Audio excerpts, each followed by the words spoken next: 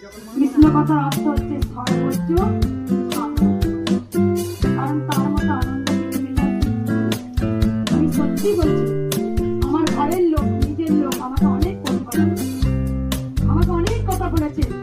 তাৎক্ষণিক পুজোর সময় মায়ের পুজো হচ্ছে, ওপরে একরকম বললাম, পিছন দিকে একরকম নাম বলবো না, আমাকে অনেক কথা তখন মা ব্রাহ্মণ যে পুজো নিত, মা যখন স্বয়ং আমাকে আরে মায়ের সঙ্গে যে কি কথা বোঝার ক্ষমতা সেই জায়গাটা আসে দিস তোরা, তাই তোদের বললাম তোরা বোঝার ক্ষমতা তোদের নেই।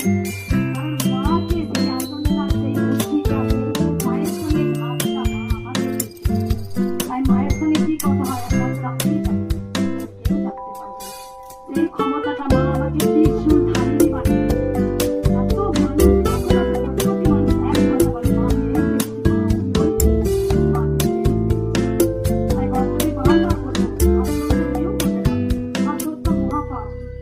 আমি যখন নিজেকে ভাবতাম যে না না বেঁচে থাকতে কেউ না মা ছিল বলে সারা লাইন বেঁচে এসেছি।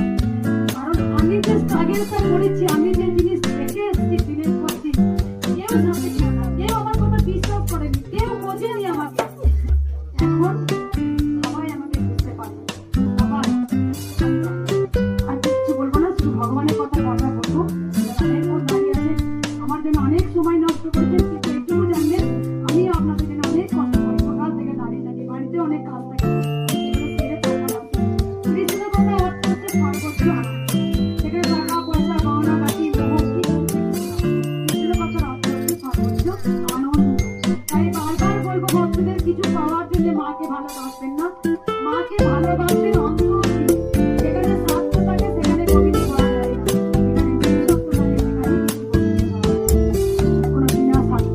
আমি সবসময় যখনই দুঃখ হতো, জানো তুমি আমার একটা সাই বাবা ছিল, আমি কালকেই বলছিলাম সাই মাকে, সাই মা বলে একটা, তাকে সাই মা কেন বলি, সেই সাই মা একটা সাই বাবা আমাকে এনেছিল, সেই সেখানে সাই মা, তা সাই মার ছেলেটাকে হারিয়ে বায়োলজি পড়তে যাওয়ার কথা, আমি তাকে ঘরে বসে আছি, বাবাকে বলে মা একটু আমার দেখো না, মা চলে গেলাম, আমি সঙ্গে সঙ্গে বললাম তোর ছেলে এখনই আসবে।